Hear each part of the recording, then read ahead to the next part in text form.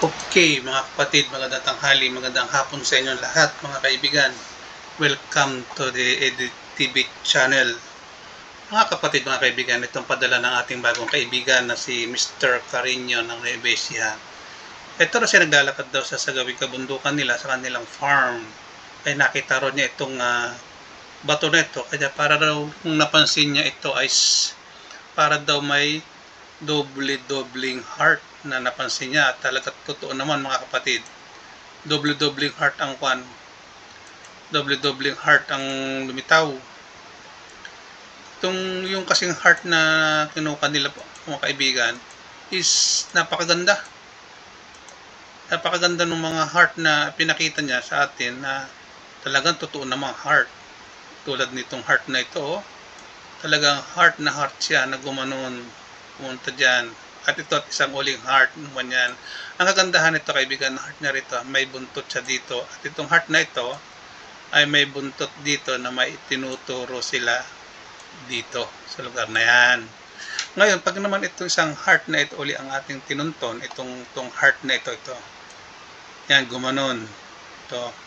Mayroon na naman sa ritong buntot na ganyan kung gumanon yan. Ito heart din ito eh.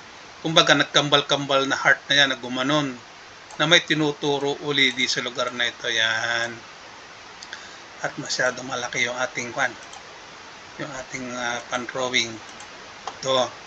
At ito rin may tinuturo din dito sa lugar na yan. Tinuturo nitong heart na ito tsaka itong sa kakambal niyang heart ay itong heart na ito. Yan yung heart na yan ay tinuturo dito. Tinuturo ng dalawang heart na ibig sabihin ay itong malaking heart at saka ito isang number 1 na heart at saka ito number 2 na heart na ito is ito ang itinuturo nila. Ngayon dito napansin ko dito sa gawing sa gawing baba nitong ating kwan is may tinuturo na naman siya. May tinuturo siyang parang item uli na isa na nagpapatunay na mayroon ditong itinuturo ito. Ito mayroon na naman sa dito isang small flower o small heart dito na may karuktong na umaagos yan dito na ang itinutumbok niyan is ito na naman. Ito ring heart na yan, ang itinutumbok niyan ay mali pala pag ano yan. Ang tinutumbok niyang mga lugar na yan, miski yan ito, iisang aagusan niya na pupunta dito sa heart na yan. Yan pa rin ang tinuturo. Kaya yan lumalabas na heart number 3. Yan. Yan sa mga kapatid. Kaya ang ginawa ng mga nakakita rito sa heart na ito noon, nung una daw sabi ng ating kaibigan na si Mr. Carino, dito hinukay sa gawing ibaba na ito. Dito sila naghukay sa lugar na yan. Noon, umabot daw yan ng lampas tao. Kaya lang, tinigilan na nung dahil nga wala silang gamit, wala silang kung talagang tama ang kanilang hinuhukay. Yan ang kanilang ginawa noong mga panahon na yon. Kaya yan ang kanilang unang ginawa noon.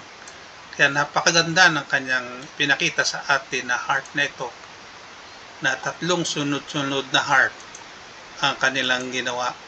Nakitang-kita naman natin, mga kapatid, mga kaibigan, na talagang meron na nakabaon at meron talaga siyang merong ipinahihiwatig na tama ang kanilang ginagawa, tama ang kanyang prospect na hanapin sa lugar na yan. Kaya gusto ko man ituro kaagad, gusto ko masabihin kaagad kung nasaan ay hindi ko magawa. Baka hanapan tayo ng certification ni Mr. Carino ng Nueva Ecija. Ayaw nang mabura. Ibalik ko ayaw mo nang mabura. Maguhid na lang natin ang kulay ng ating lapis. Gawin natin ito. Yan. Dito kasi sa kagandahan ng kanyang ating hinahanap na ganyan. Meron siya ritong sikreto na nakatago kung bakit nagkamali sila ng pinagkakabutasan nila dito sa hinukay nila na ito. Kaya sila dyan nagkakamali Tama din yung ginawa nila mga kaibigan na ginawa na sinundan nila ang itinuturo ng heart na itong malaking heart na ito. Yan. Tama yung ginawa nila na sinundan nila yung malaking heart na yan na may itinuturo heart na maliit. Ito. At ito ding heart na ito, may kakambal na heart na yan, sinundan nila din yung tinuturo niyan. Yan. Na heart na maliit na yan. Ngayon, yung heart naman na itong ito kasi yan, gumanon yan. Ito may heart din dito yan, na gumanon. Yan, dito. Na may dalaw yan dito, na ang tinuturo na naman ay yung heart na yan. Ang kinuha nila. Kaya ang ginawa niya, itong heart na ito, kung saan ito nakaturo doon, ang kanilang hinukay ay dito sa gawing ibaba.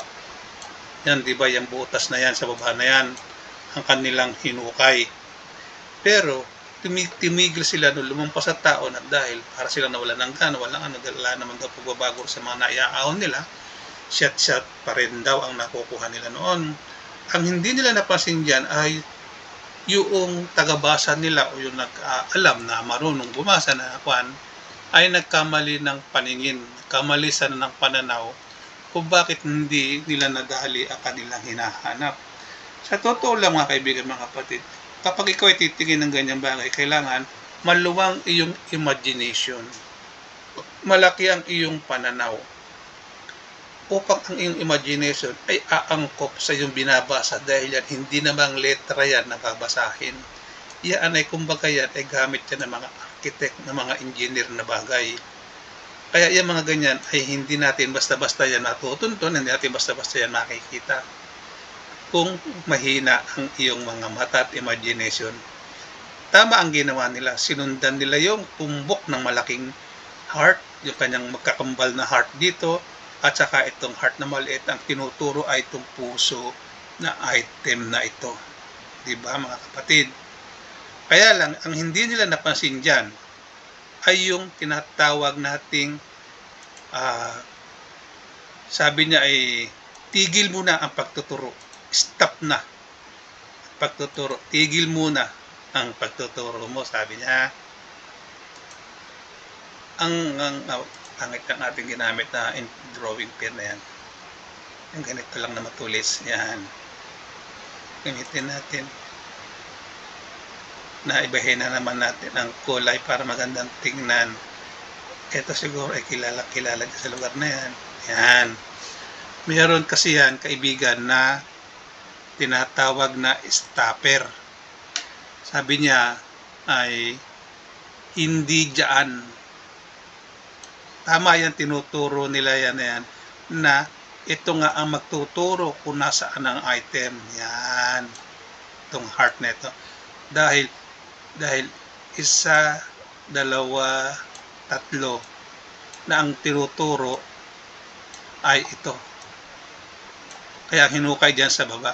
Pero ang hindi nila napansin, meron ditong arrow. Ganun. Na may stopper. Yan. Ang itinuturo nito, kung tutundukin natin mga kaibigan, ay ang lugar ng kapatagan na yan. Yan, ganun ko na yan. Yan. Ang tinutumbok kasi nito ay dito. Yan, tinutumbok niyan. Porque meron siyang pasobra dito na sabihin na yan, may angat na ganon. Kaya ibig niya sabihin, magmula dito, liliko yan dito. Yan. Ganun, nasa likod, baga. Ibig niya sabihin. Pero kung susumbukin natin yan, dito, sa lugar na ito yung stopper, yung guhit na yan, na nakasulat din dito, na may stopper. Diba? Ito na yan, yung guhit na puti na yan, yung stopper na sinasabi ko.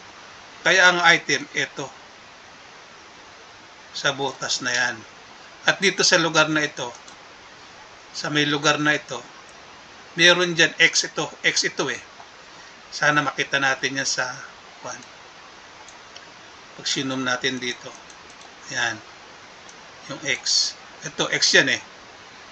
Kung naka-zoom sana. Yan, ito. Letter X yan. Kaya ang item yan, nandito sa gilid na ito, hanggang dito sa lugar na ito. Ang item na nakalakabit sa gamit na yan. At ang kagandahan dyan, sa parte na yan, yun nandito kanina. Yung dito sa parte na ito, ayan, ay meron siyang mayroon siyang isang sikreto na dapat nating dapat na makitang mabuti, maayos na mabuti kung nasaan ang isa pang item na nakatago dito. Magugulat kayo kung nasaan siya. Simpleng-simple lang mga kapatid ang ginamit nila para makita yung item na yon, kung nasaan siya. Kagandahan dyan sa ginagawa nilang yan, kaibigan ko, yung isang item na pinagtataguan nila kung saan nakalagay na parte ay sa lugar na ito. Kasi ito,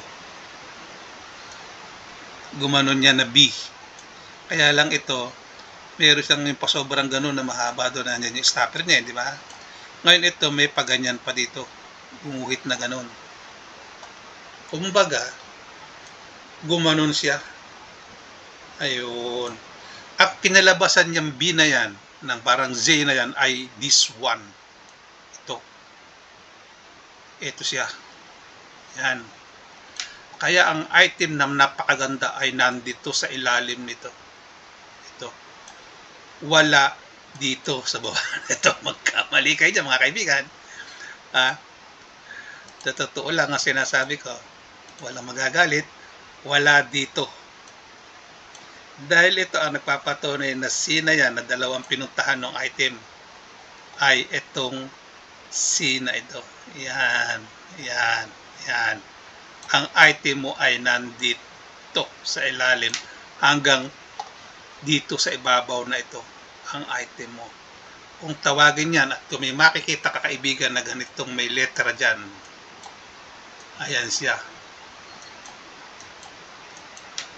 Kapag meron kang nakitang ganyan, sinasabi nila, yan ay lumalabas na salita ng Hapon. Karamihan yan ang ginagamit